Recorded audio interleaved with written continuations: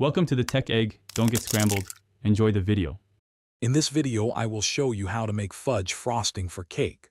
First, let's gather our ingredients. You'll need 4 ounces of unsweetened chocolate, 1/2 cup of butter, 3 cups of powdered sugar, and 1/4 cup of milk. Don't forget a pinch of salt and 1 teaspoon of vanilla extract. Having everything ready makes the process smooth and enjoyable, ensuring a delicious outcome for your cake. Now let's get started with the cooking. In a medium saucepan, combine your 4 ounces of unsweetened chocolate and 1/2 cup of butter.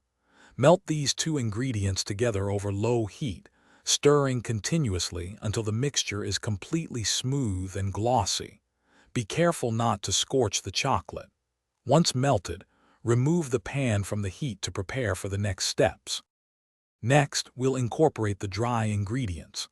Gradually add the 3 cups of powdered sugar to your chocolate mixture, alternating with the 1/4 cup of milk. Mix thoroughly after each addition to prevent lumps and ensure a smooth consistency. Finally, stir in a pinch of salt and 1 teaspoon of vanilla extract. This step brings all the flavors together beautifully, creating that classic fudge taste.